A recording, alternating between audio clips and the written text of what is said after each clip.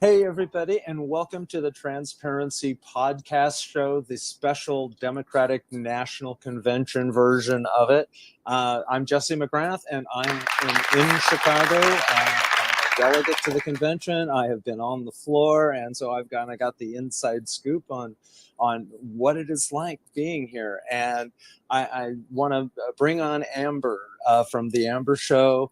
Amber Thompson, who is an amazing gal, and she and I go way back a little ways, and we are gonna have an entire show on our relationship and why she's here doing this for me. But let me introduce you to Amber, and she's helping me with all of this. I'm taking the footage, making some comments, and then she's helping put all of this together. And so welcome to Thank you Amber. so much, Jessie. It's been so much fun working on this with you and trying to do the quick turnaround time. And I think it's working out really great with you just kind of sending up the videos. We're able to get them packaged up and send them out. So it's been a really cool experience. I haven't ever done anything like this before, but it's working out really, really great. So here we are at the end of day one of the DNC. I mean, like, first question, like, what's the mood like out there? I mean, like, what's the energy that you're feeling? Oh my God, the energy is I can't even imagine, because I have heard so many people talking about how they have never seen this group of folks so energized, and they're and some of these folks go way back, and it's clear that what is going on now is such a dramatic shift from where we were when I was elected delegate to come to Chicago. I was a Biden delegate. I was for Joe, and to have him do such an incredibly honorable, brave, and selfless task to go ahead and bow out, knowing that it's time for a change. And doing it so gracefully and doing it incredibly strategically, and having the back of Kamala, who's been his steadfast vice president, and who,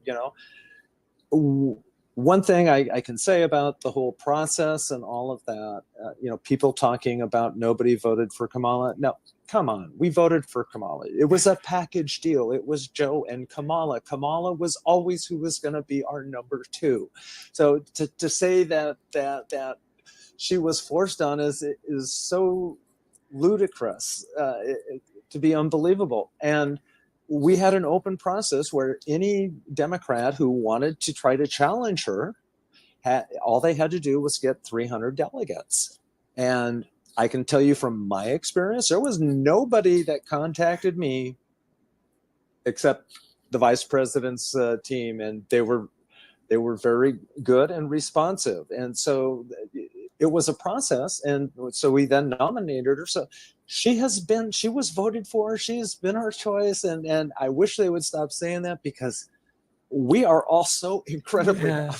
It's like, and I think that bothers them, that there's such cohesion, and there is such unity, and there was such unity of purpose to get her and Coach Walz elected. Well, I think also too that comes from a little bit of, of course, Republicans, they prey on the fact that the electorate doesn't know the law or doesn't know the rules. They'll twist the wording, and they'll make it evil, or they'll create like a counter version of what it truly is. And to understand the party system, the nomination system inside the party, the electoral vote versus the popular vote, a lot of those things are lost on a lot of the general public, and so they prey on that.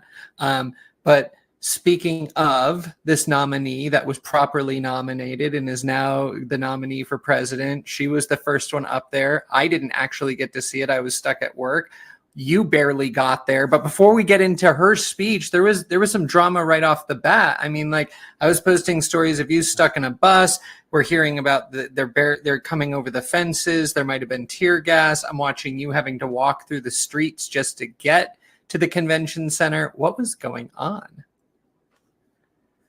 Well, one of the other disadvantages of being on the ground and not having access really to television and those other things, we went to go get on the buses, and we were told that it was going to stay there for a while, that there had been a breach of the first level of security at the site, and that there was a potential, and one guy told us that they were potentially going to be using tear gas, and they were gearing up for that. And I'm like, oh my God, not a repeat of '68. I don't want to see and I'm thinking this is going to be But another January 6th all over again, storming the Democratic National Convention, trying to disrupt this peaceful nomination process, yeah, I mean, can you imagine?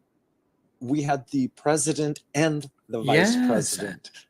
If anything happened to Members them, of Congress, senators, I mean, like a lot of the Democratic the speaker of the Yes. House, the speaker of the House would become president, the Republican. So just think of how incredibly to get our senior leaders Yeah. together, and it was got to be a Secret Service security only nightmare imagine. of a scenario, but the security was really tough. And so because of that, there was an issue getting the buses through. They had the entrance blocked off, and so what literally should have been at most an hour drive ended up being like 2.5 hours, and then walking on top of that. And then there was like the cop on the bus announced that the Secret Service has indicated that you need to stay on that they want you to stay on the buses. And then I'm getting through the back channel signal channels and the different groups that I'm belonging to is like, we got off the bus and walked. We're at security now. And it was like, well, I guess that sounds like the thing to do. So that's why we got off. And yes, we beat the folks who were on the bus by quite a bit getting into the venue. And Hillary was not the first speaker. Hillary was the first speaker that I got to see, because the convention had been rolling, even though, half the delegates were potentially not there. Okay. So because we had a bunch of people streaming in after us. So it was interesting. We had one guy who was a drill sergeant. He was like talking, oh, this is nothing. And I'm like, yeah, I said, this ain't nothing like carrying that rucksack through the woods, is it? But it was I can imagine a journey. So yeah, that was really somewhat of a So controversy. were you there then when Kamala got up on stage and got to speak, or did you miss that one?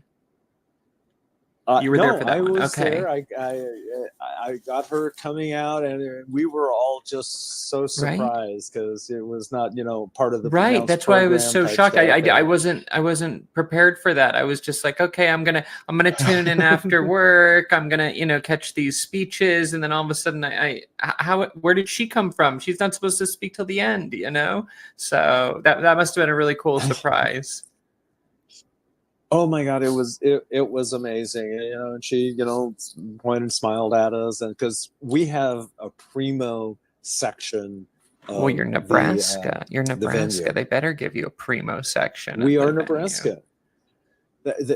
We have our blue dot. They love us. Coach Walls is from Nebraska. Nebraska could set up the nightmare scenario of an electoral tie. That's why Nebraska is so important. Yes, I believe me, I know about our blue dot. I at the Democratic Convention, I ran to be the 2nd district elector, which would be the person who signs that electoral college certificate. So yes, I am Jessie McGrath saving the world.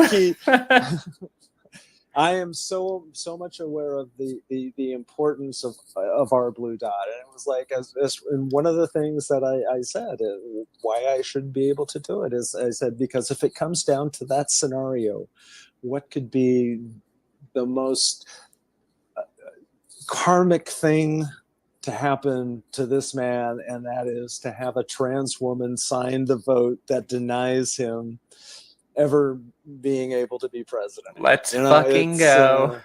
Let's do this. So it was that That's so important to me. awesome. But yes, and I ended up not getting it, but I did get the delegate. So that's why I'm in Chicago. I am a delegate from CD2, the congressional district that is the blue dot, and so I am right in the middle of it. Yeah. So then, what I got to see after Kamala spoke was AOC's speech, and that was really, really fiery. And in fact, let's cut to a clip to it right now, just so that we can see what we're talking about here. And I, for one, am tired of hearing about how a 2-bit union buster thinks of himself as more of a patriot than the woman who fights every single day to lift working people out from under the boots that breathe, trampling on our way of life. I can tell you that it was so electrifying when she came out, and the cheers, the AOCs that were spread, and you could feel the power in the room of the words and the emotions that were going on in there. It was like, it wasn't like she was some left person. She was talking about real human issues, real human concerns that affect so many of us, and it was kind of a little bit of a different. It really AOC. was. It absolutely was, and she was really, she's a working class hero, but oh man, was that speech appealing to the working class, and not even just. I mean, like we're talking like the class of folks that are keeping this country running, the ones that we depend on for 24-hour services, for entertainment, for all these folks that are making like minimum wage, the service industry. I mean, like she was fired up about that. And it was so exciting to see. It got me fired up just sitting at home in my garage watching it. Oh, you should have seen the people in the room, because yes, it was. I mean, it was so electric in there the entire night. I mean, it is. I mentioned this to someone the other day, and I said, the Republicans don't know what's going to hit them. They truly don't. Especially the MAGA folks who are tied into this false narrative that has been bought into. But I speak to a lot of folks who are not Trumper type folks, not the MAGA, and frankly, I think they're sick of it. They want to see it go away, and they have a trust in Harris because of her prosecution background and being an attorney general, and so I think they're finally saying it's okay not to vote Republican. Yeah, absolutely. And then not only that too, but if they're not very ready to vote Democrat, this is going to be that election that you might see some of those Republicans that maybe are on the fence, don't want to vote Democrat, just kind of sit out of this one too. And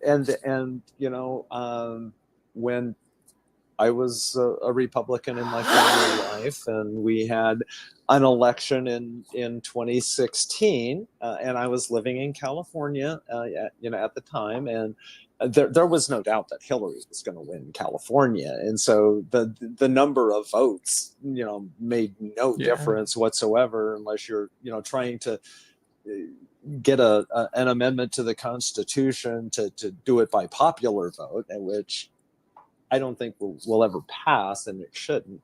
But I was like, there is no way I can vote for Trump. Hillary would be a good choice, but I want to have it where I want, kind of fairness on everything all around, because I knew that there were some issues around how Clinton got the nomination and what had happened in relationship. So I was like, I just don't think I can reward that. But I there was no way I could vote for him, so I voted Libertarian. It was like my little protest vote. There weren't all that many of them, but would I have done that if it was a close race? Yeah. No. at that point, there's no question that I'm going to vote what is best for the country. Yeah. Now, the supposedly the theme of the night was freedom, but the theme I kept hearing over and over, and it started in AOC's speech, is we won't go back. And you just kept hearing that over and over and over. What was your take on that?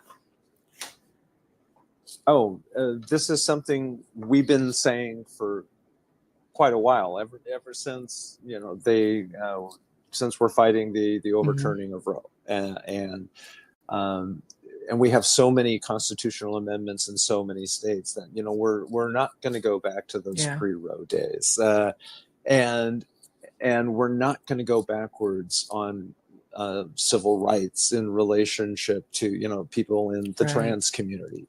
We're not going to go back into regressive policies that harmed the country previously.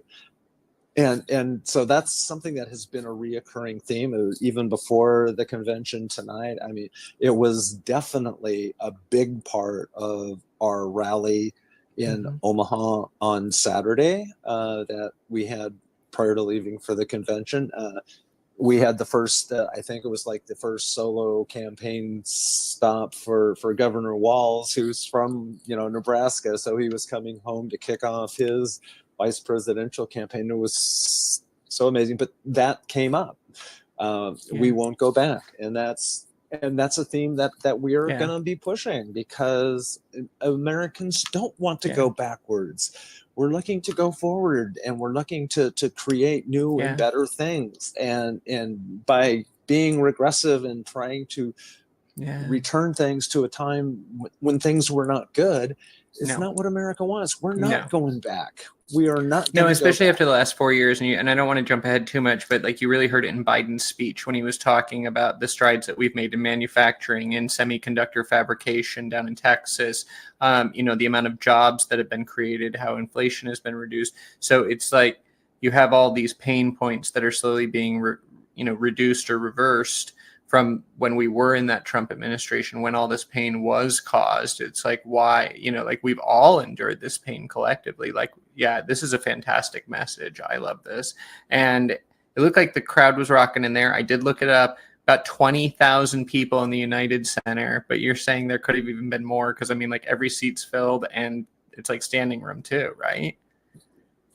And you have staff, and you have Secret Service. I mean, we had the Secret Service, just right in front of us pretty much the whole time, because I was in the second row up. Our first row up is right on the floor. Crazy. And so we got some amazing seats. You could tell that there were the spirits of a lot more people than the folks that were there, because the energy level just was so. I can only imagine. I mean, I've been to like professional sporting games, right? Like hockey games, you're in an arena, you've got the whole crowd going and everything when a goal scores, but that doesn't seem like anything compared to the energy that I saw in this arena tonight when people like AOC were giving their speech, when Jasmine Crockett was giving her speech. I mean, like the crowd was like on their feet. I mean, like when Biden came out, oh my God, the energy when Biden came out. You have to understand that energy existed through the whole thing. 5 hours and that energy level never dropped. That's why I say the Republicans don't know what's going to happen. Now, Hillary Clinton's speech, former Senator, former First Lady Hillary Clinton. Tell me a little bit about what you thought of that. I thought it was really good. And I did get that little video of her walking out. The great thing about our seats also is we're right there at the door where everybody comes out backstage. I didn't take pictures of everybody coming out, but let's take a look at that right now, and then let's also take a look at maybe something that was being chanted after she got out there on stage. Please welcome the former Secretary of State, Hillary Clinton.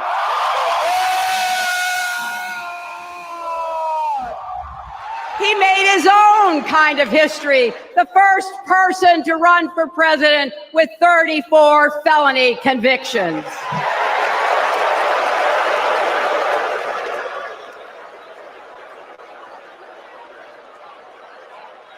As Vice President, Kamala sat in the Situation Room.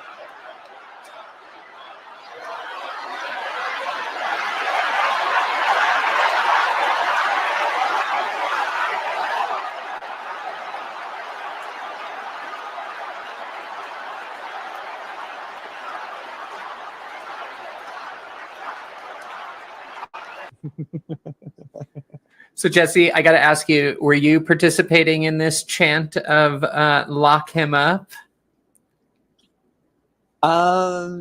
Maybe. Yes, I did it. A lot of us in the Nebraska delegation did it. There were some people who were a little shocked at it, and I was like, if anybody deserves an opportunity to do this, it is. Yeah, this I woman. mean, you know what? Cheered. It didn't help her win any points or anything when it was like, oh, when they go low, we're gonna go high. I just feel like we've kind of come full circle on it. It's like, fuck it, lock him up, you know. Yep. But it's like.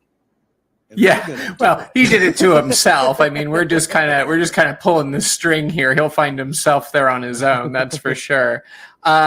Somebody I've always loved ever since the impeachment days, Jamie Raskin, representative from Maryland. Gosh, he opened it up with the best line right here. Let me go to that real quick. Hello, America, and welcome to the Democracy Convention. Welcome to the Freedom Convention. Welcome to the Democracy Convention. I mean, like, is there any more fitting opening line to a speech for a time like this and a night like this, Jesse? It's incredible. And that is another one of the themes that runs throughout it. And Biden specifically hit on it very heavily is this is a fight for democracy. Yeah. This is a fight to see, are we going to keep our form of government? Because people can say Trump is joking all he wants about, being a dictator from day one. That is not a joke. That is a man who constantly tells you what he wants to do and what he's going to do, and then tries to play it off as it's not me. That's not what I meant. It's fake news. I didn't really say that. And it is just friggin' ludicrous. He wants to destroy democracy. I mean, there's conversations in a lot of states with Republican elections officials who are busily trying to change the rules. It's especially bad in Georgia, to make it so that there's the ability to litigate on the basis of standards which are not defined. Their whole goal is to tie up and prevent certification of election results so that the election goes to the House of Representatives. So that's another big reason why we need to have Democratic voters come out and do not give the Republicans the power to do this. And we do that by not having Republican congressmen. And there are so many Republican congressmen who could go who are nothing but obstructionists. They play games. And this isn't a game. This is the United States of America. This is all of our families. And to have them playing semantics and doing constant investigations, making claims, and then what they present is nothing close to what they were trying to claim. It's harmful to this country. It is extremely dangerous for this country. And so that's why, after so many years, I could not fathom being a Republican at this point with what they're trying to do. So yes, that is another theme that is going to be recurring, that this is a vote Yes, on it is. democracy. Yeah, and just a quick plug too that we need to remove that last Republican representative in LA County out there in Lancaster. So I've been saying it a lot. George Whitesides is running for the representative out there, and he's going to be the man that helps to save America because that is one of the big swing districts that'll definitely go Democrat, and it's looking really, really good right now. And that is Garcia was really Yeah. lucky to get in on based on some circumstances that were a little bit iffy on some of it, but he did get reelected, and I know because I get a lot of info from out there being in Ventura County, even though he's not in the district that I'm in, but it was and I think I donated to a Democratic candidate like 4 years ago who was running against him. And she ultimately dropped out of the race, but that was like the first political donation I had made in 30 years. They've got a great guy running out there right now, the former CEO of SpaceX. He's been out there in Lancaster for a really long time, and he's polling really well. So that could be what saves the House. And then in a nightmare scenario like that, could end up saving the presidency as well, too. Moving on to one of my favorite speakers of the night, the Representative Jessie McGrath. I mean, she gave a speech tonight. I mean, she took you through a range of emotions. She's an amazing speaker. We saw her go viral. We already knew she was an amazing speaker. Let's listen to her just real quick. I was going through all of this when I visited the vice president's residence for the first time. As I approached Vice President Harris for our official photo, she turned to me and asked, "What's wrong?" Mind you, we'd never met, but she saw right through me. She saw the distress. I immediately began crying.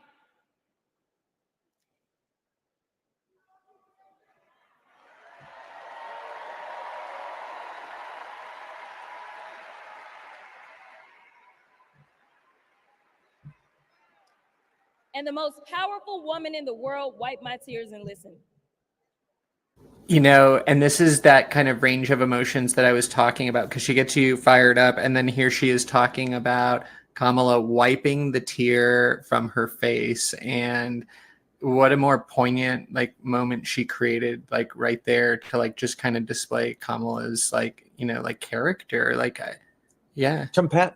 compassion and understanding and support, being so supportive of someone who needs it in that moment. And it was such an amazing speech on a lot of different levels. And the one I laughed at the most, and it's what we have to do, is we have to start laughing at Republicans for the stupid shit that they do. And her comment was about how after she went viral, just for giving the Republicans, some of the stuff they're dishing out. And for me, that was just so classic prosecutor. It's like hoisting them on their own petard, right? It's like, hey, I'm just doing it because you all are so stupid. You think, it's the ultimate It really was. And this is the part of the night, I think, where right from where Jessie McGrath started until you get to Biden, we're building into kind of this almost very emotional crescendo now at this point, because immediately following her, we have, a reproductive rights testimonial given by 3 individuals. And that first couple, I mean, like, I had to turn away. It was heart-wrenching having to listen to her story. I mean, like, I lost it. I just started crying. And they were literally right in front of us. Because they were on the far, as you're looking at the stage on TV, they were to the left-hand side, and that's right where we were. And so I was listening to it and seeing them. And yes, it is such a heartbreaking story. And there must not have been a dry eye in the entire room by the time that those 3 individuals got done speaking. Just the contrast that the last speaker gave between Donald Trump saying that the abortion ban is a beautiful thing. And then her quote, and I'm just going to read it here. There's nothing beautiful about a child carrying her parent's child. That was extremely striking and really kind of framed the conversation on reproductive freedom in a way that a lot of people don't think about, and that's it is. And it's like, but for some strange reason, a lot of Republicans think that's a good thing. And that, it is absolutely disgusting. I mean, what is it in Idaho that you can't do a rape kit on a minor without the parent's consent? And if it's the child's parent who's a rapist, they can block the legal acquisition of. Now, there's some question as to whether, but they're actually doing that there. They're not. It's scary when they try to get to that granular level of control, when it was perfectly good for a lot of years. Now, people would complain different, but with Roe, we had a kind of a semi-certainty of access to abortion, at least in the first trimester. And so I think a lot of people are very comfortable with that. And that's, I think, is going to be one of the major issues in this election. And for Trump to sit there and say, everybody wanted it overruled, everybody wanted it, it's like, we didn't. And you know what? That's going to, that was not everybody. It's going to be, and it's going to be the same talking points. When the court decision came out with same-sex marriage, legalizing it nationwide, there are states on the books where there are laws, like in California, where there is a trigger law that will go into effect where gay marriage will become illegal on the ballot this year. As you know, we have, Proposition 3, which is, the Marriage Freedom Act. And those types of things, people, like you said, there was this sense of complacency with Roe being in place and us not thinking about these trigger laws from the early 1900s. We're in the exact same place again.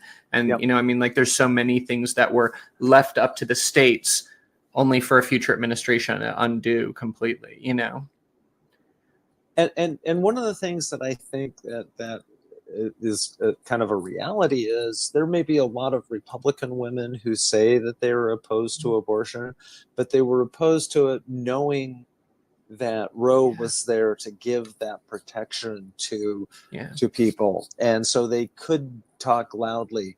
But I think when they get into the ballot box, and we have a constitutional amendment, we actually have 2 constitutional amendments on abortion before the voters this fall, most likely. I don't think they've been fully certified yet, but one of them is like the Mother and Baby Protection Act or something, some weird thing like that, and it sets abortion at 12 weeks, which is what the current law is in Nebraska after they changed it from I think it was a 20-week procedure the last legislative session.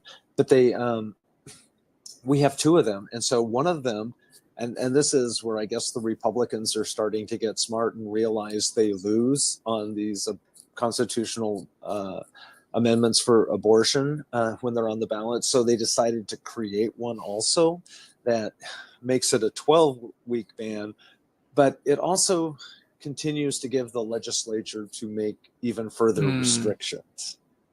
So it's not really a constitutional protection because the legislature can go in and say 0 weeks. There is you may not get an abortion for any reason. In Nebraska, they would have that.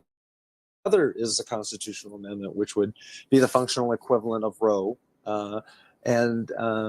so I was been gathering signatures for that, and it's going to be on the ballot. And I think that is something that when those Republican women get in there and they think about being raped by their husband, getting pregnant, and wanting a divorce, and not wanting to carry a child, or their daughter or their sister or their cousin, and what would it be like to go through that. I think a lot of them with their conscience, it's like, look, I may not do it, but I don't think we should prevent somebody who's in that position from it. I think it's going to be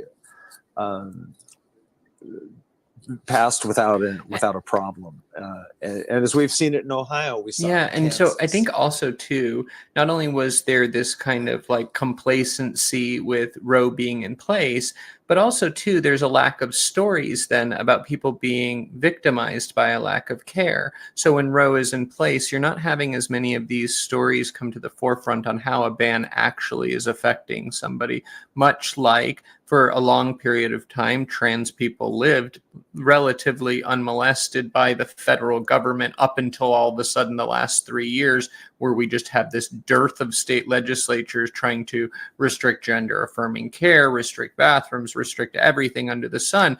But then what that does is it also creates people like me that want to come out and actually tell their story and tell it loudly and tell it to a lot of people. And then people start to get to know the person behind the word trans, right? The person behind the word abortion. Yeah. And those stories start to propagate through the public. They're featured on stage at the DNC. Everybody listening to that story tonight of that poor young lady who had to go through that with her, I think it was her stepfather or uncle or something, but like these stories are now being told. And so I think that woman in Nebraska, as she is going to the ballot box, if she did get an opportunity to listen to that story, that's going to be something that's going to be weighing on her very heavily as she's casting that ballot. And that's another reason why I say I don't think the Republicans realize what's going to hit them, because they don't realize how off their mission. They've gone so radical that they're losing folks. Yeah, no, agreed. Well, then after that, I said it was building up to a crescendo, but I might have lied, because after that, and maybe this is an unpopular opinion, maybe it's just me, but I'm really glad that we chose Tim Walz as the running mate, because then Andy Beshear got up. And look, Andy Beshear is an amazing politician. What he's been able to do in Kentucky as a Democrat, right? I mean, like, that's amazing. That is absolutely amazing. And he deserves all the credit for that. But I mean, he's not getting me fired up. He's not getting me fired up in his Oxford blue shirt and his khakis and coming out here and just, doing his thing. He tried his best, I think. But like, personally, I think it was maybe we should have put him in the beginning, as the crescendo was a little bit lower. Is this a popular opinion, unpopular opinion? What'd you think of Andy's speech? I thought it was fantastic, and the energy level. Okay. It's hard to follow Jasmine. It really was. I'm sorry. It's there are, and I think Shapiro had spoken even earlier also. So we had the people who had been in the mix, and I think pretty much everyone there is very, very happy with Coach Walz being on the ticket. It is like a it really match is, made in heaven. And the messaging that they get and what they're doing, to me, it just is. When America gets to see this, they're going to realize, we don't want Donald. Oh, absolutely. Because the message of hope, the message of togetherness, the message of not going back, the message of this is a democracy, and that is going to resonate with a lot of folks. And when they have to resort to lies against Governor Walz to make him somehow seem bad, when they have a candidate who opens his mouth and stupid things come out quite frequently. I mean, I think Dan Quayle is going, thank you. At least I'm, and Sarah Palin are going, well, at least we're no longer the worst potential running mates of folks ever. Poor Dan Quayle. Dan Quayle feels like a savior now compared to J.D. Vance and Trump and this whole crew.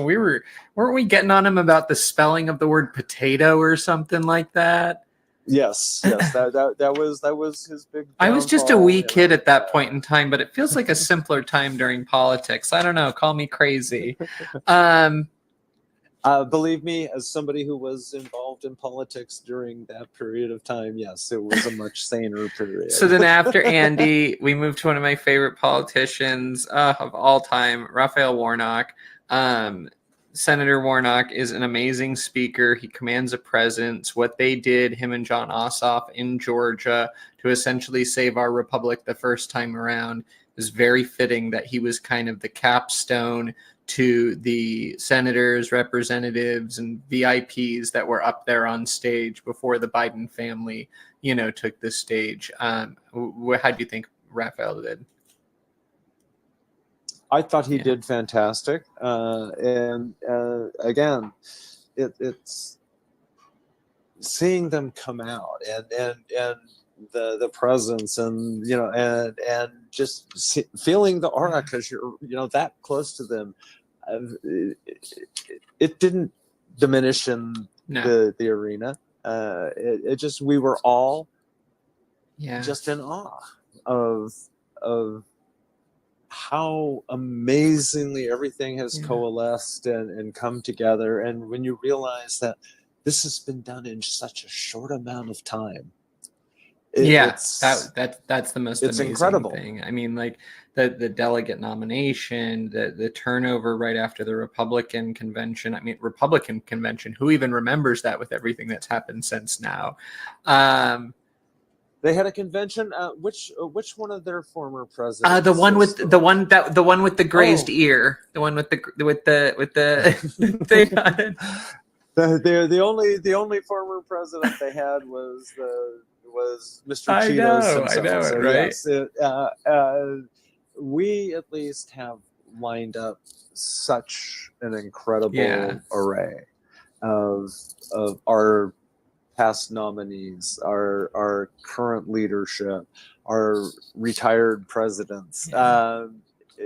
It's like, it makes you want to believe again that there is hope, that there is, look, we're the Democrats, and everyone says we're crazy and all that, but we're all together.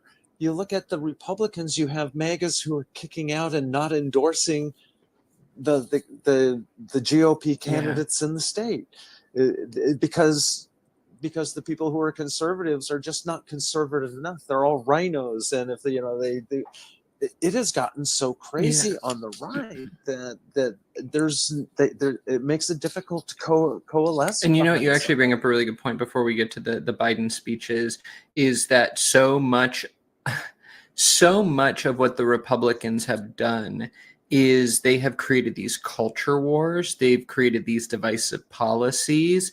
Tonight was very domestically focused.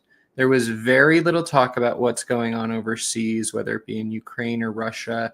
Really, it was only, Biden that was touching on the Ukraine issue.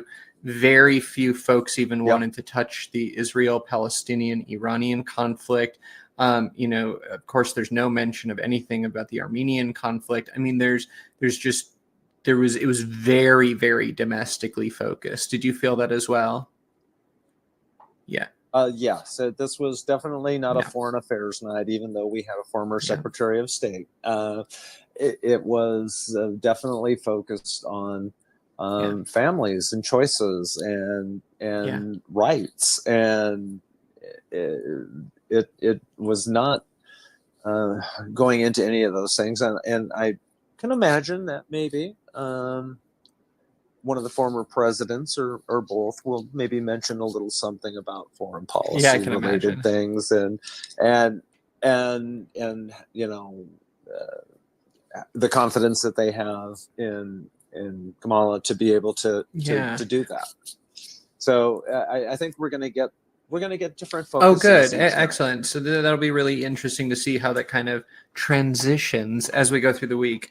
Okay, so everybody that's playing the game at home, we said the word transition, so you can take a shot. Oh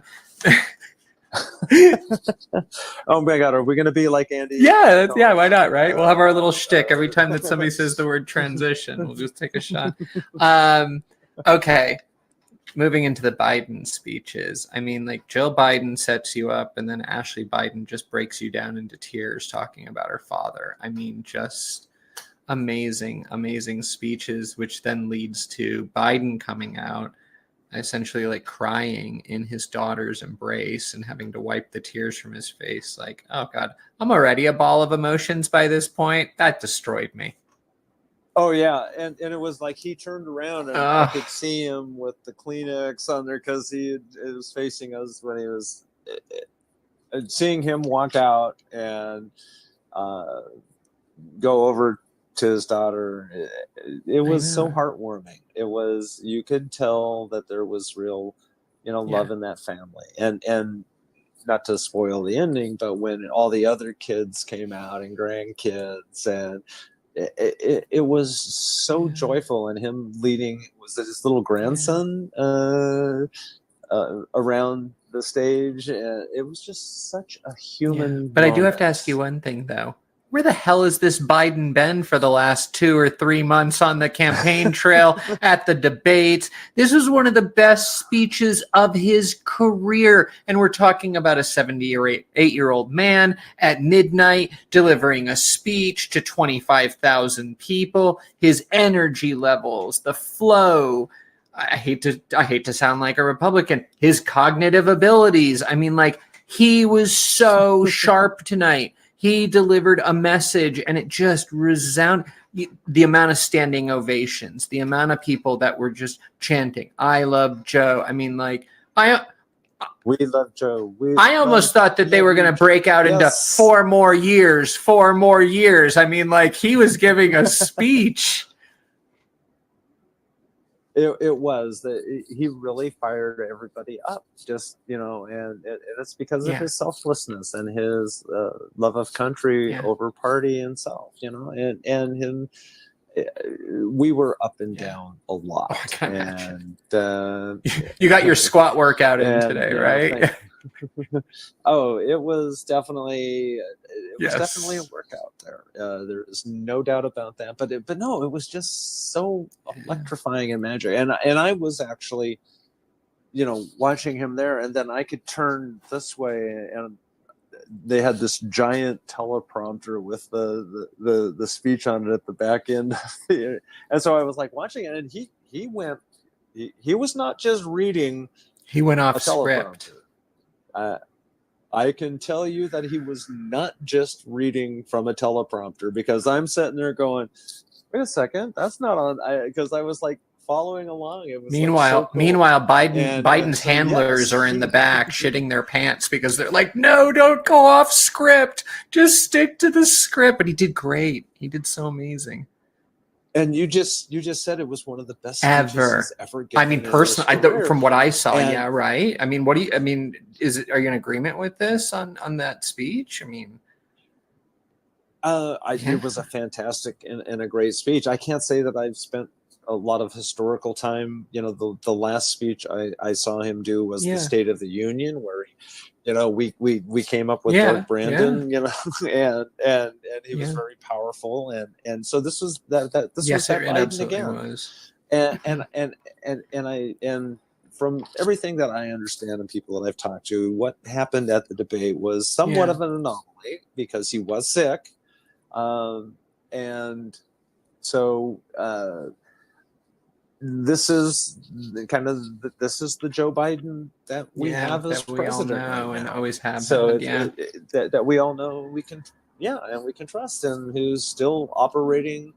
I can't believe that they would somehow want to invoke the 20. Not after that. Or whatever. No, he's good for the next 5 months. That's for sure.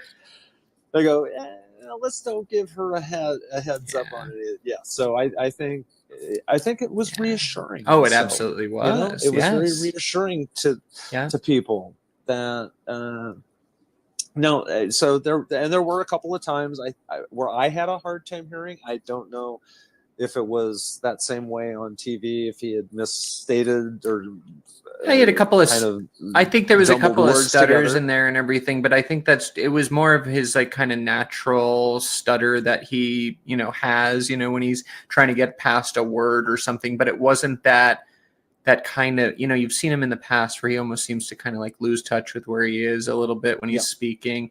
I mean, he was on tonight, that's for sure. Oh, I could see it, and one of the things was about being able to hear what he was saying. It was hard because of the clapping and the cheering and the chants. So you guys at home got a much better, you know, view and take of it than, you know, than I did there. But for me, just being in that moment, and then having Kamala come out with her husband and spending that time together, it was so touching and so amazing. And you can see the genuine affection that they have for each other and respect that they have with each other for their jobs. Yeah, absolutely. And how far we've come. You know, you rewind 4 years ago and Biden wouldn't even say his name, right? It was my predecessor. Yeah. There was this feeling of let's not get involved, let's not talk about the past and everything.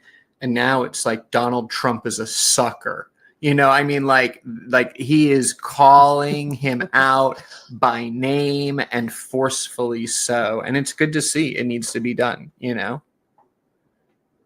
It says that the emperor needs to be told he has no clothes. Absolutely.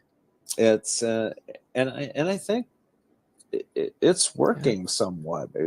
I mean, for God's sakes, apparently Trump thinks he's still running against Biden or wants to be running against Biden. But, you know, it's like he's really pissed. He had all this opposition research and things ready to go, and now it's all wasted money. Crimea River. So he doesn't like the fact that that we're doing big crowds, and it's like for us, we didn't have any musical acts or anything tonight that I know of. At least, I missed the first probably. Come on, Donald Trump, bro! You were asking for Biden to be kicked out of the race the whole entire time. You got your wish. Yeah, you kept saying all these things, and you said it. You know, we couldn't. Here we are. Do something about it. That may be the only time a Democrat listens to you. Yeah, exactly. All right.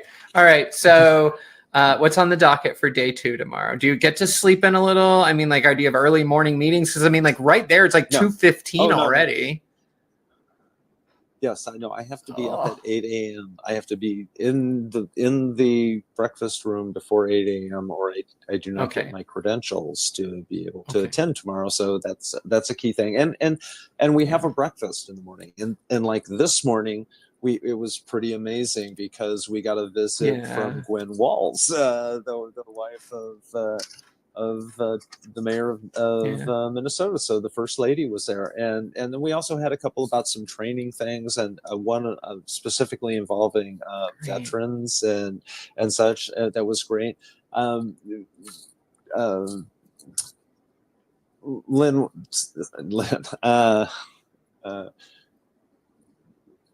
Mrs. Walls was telling the story of the runs. I heard about this runs thing. I have no idea what this is. Can you please educate me and all of my California listeners what this runs thing is in Nebraska? It's a runza. Runza. I'll send you a picture that you can. Runza. I will send you a picture you can put in here, so when we're talking about, people can get an idea. I like to say it's a meal in a bunza. It is.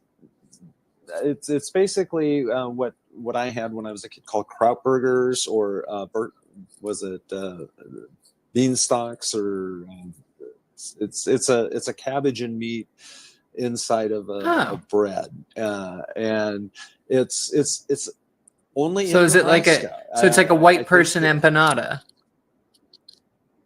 Kind of, except it's bread.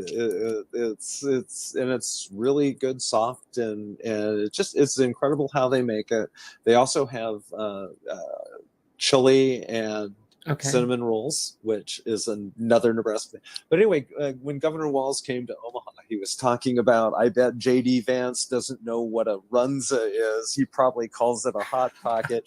And suddenly everybody wants to know about runzas. The Nebraskan Hot Pocket. I like that. It is not a Hot Pocket. It is a runza. And they have a combination of French fries and onion rings they call frings. And so it's just it is a chain of restaurants that is basically only in Nebraska. I think there may be one in Kansas or Iowa, and there was last time I was in Colorado, one in Loveland, Colorado, but that's it. Otherwise, it's strictly Nebraska. Will you bring me one home? The next time you're in Nebraska, the next time you're coming back to California, I can meet up with you. I will. I think what I'm going to do, and I think I can bring it on a plane, is get like a dozen frozen runzas and bring them back so that I can share them with people. I also make them, by the way. We could do that as well. I have homemade these, but she was telling the story about it because when they got done with the rally, they were pulling out of town. They went to a runza restaurant and got a bunch of them. And she goes, saying, well, Tim got some extra to take home with us. And so we, put it in the refrigerator. We were getting ready to go to Pennsylvania on this bus tour the next day and thought we would take them along with us, and went to go in the refrigerator and they were all gone. And so she goes, seems like our son found them, and goes like, these are really good, and just ate all of them. How old's our son? Oh yeah, 17, 18? That'll do it. That's for sure. Those teenagers clean out a pantry, don't I know it? Okay, so we've got day 2 is going to be exciting. We're going to do this again tomorrow. And then any closing thoughts for today? Well, just in the morning we have caucuses and stuff, and so this morning's starting at noon was the LGBTQ plus caucus, which was Governor Walz came and addressed us, and there were a lot of inspirational speakers talking about the importance of it.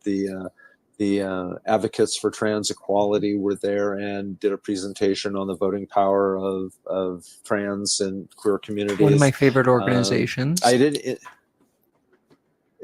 is too. And for those people who don't know, it is a combination of 2 organizations that were fighting for trans-related rights: the Transgender Legal Defense and Education Fund, which was headquartered out of New York City.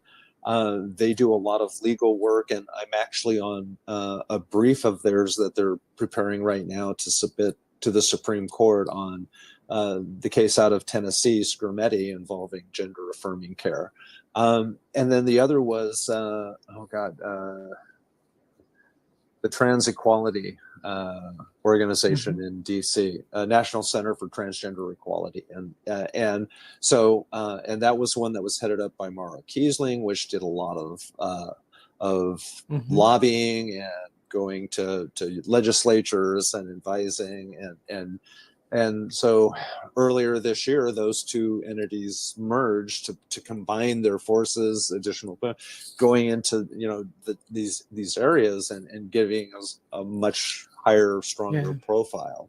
And so the executive director, Rigo, was there, and I spoke with him a little bit afterwards, and you and I may get to have an opportunity to have a talk with him on a show where we go into why this is important and what's been going on in relationship to that. So those are the things that we do in the morning. I ended up also seeing Gloria Allred. She was there, so I got a picture with her, and then I actually got interviewed by the White House correspondent for USA Today.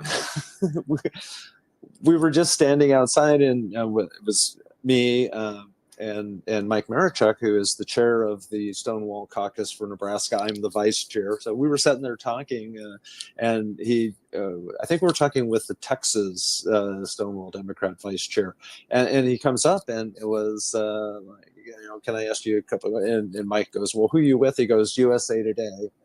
And so we talked with him, and he had a lot of questions about the process and other things. I'm really curious to see if he uses any quotes or anything, but we got done, and I said, well, here's my card. And then he goes, oh, here's mine. And I just put it in I didn't look at it. I just put and it wasn't until I was on the bus back that I realized it was the White House correspondent. Cool. That is so very cool. And not the Chicago affiliate or anything guy. So, oh no, yes. I lost your video. There you are. No, you're good. Sorry. You're good. So it sounds like there's a lot of really great networking opportunities, a lot of great ways to kind of set kind of a democratic agenda up and find out who these key players are to move forward with. Very much so. I've exchanged cards with so many folks, and it's just the energy is so. I need to get so a press pass. I need to get out so there. I need to be one of these folks. It is bonkers, but it's fun bonkers. And so then tomorrow I'm doing the Veterans and Military Families Caucus. So I want to go find out what's going on in relationship to that. And then Wednesday is another LGBTQ caucus where we have a plan at the beginning of it to give out an award and then have the group picture of all the trans and non-binary delegates. So we have like we have a family picture. You better send that over so that I can post that and get that up for everybody to see. We will definitely get that to you. So that is on track for Wednesday, and of course we have so many incredible speakers coming up. That it's just. And then later in the week, I pitch CBS a television series. So an exciting week. This is an incredible week for me. Yeah, and thank you so much for sharing it with everybody and myself as well too, and keeping me in the loop. It's been a lot of fun seeing behind the scenes. That's for sure. So. It's different than you might think, but it is also something that's educational and fun. And anyway, I look forward to sharing my adventures tomorrow. Thank you so much, Jessie McGrath. I am Amber Thompson, and this is the Transparency Podcast Show. Thanks for tuning in. We're going to leave everybody to close with a little bit of Joe Biden's speech.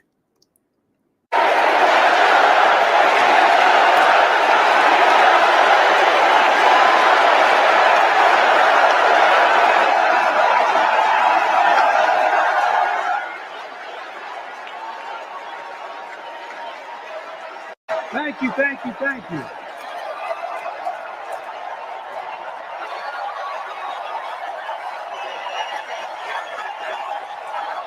Thank you.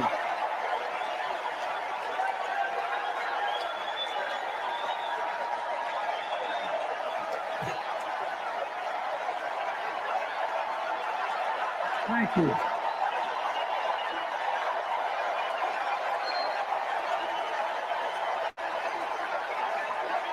Thank you. I love you.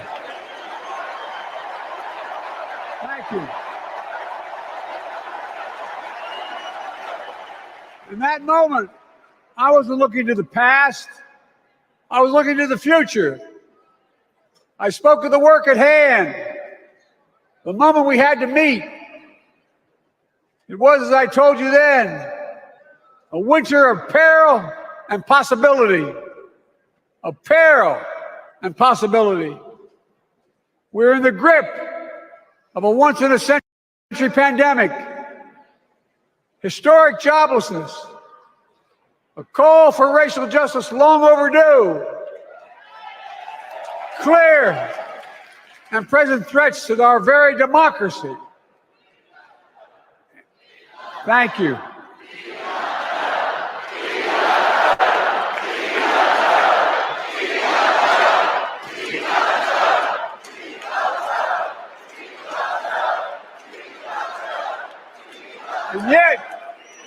And yet I believed then, and I believe now, that progress was and is possible. Justice is achievable, and our best days are not behind us, they're before us.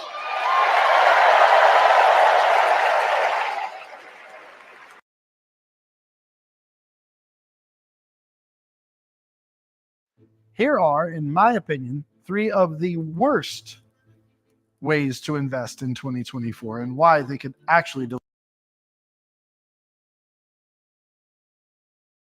your retirement. The first is mutual funds in 401ks. Did you know that on average they charge 2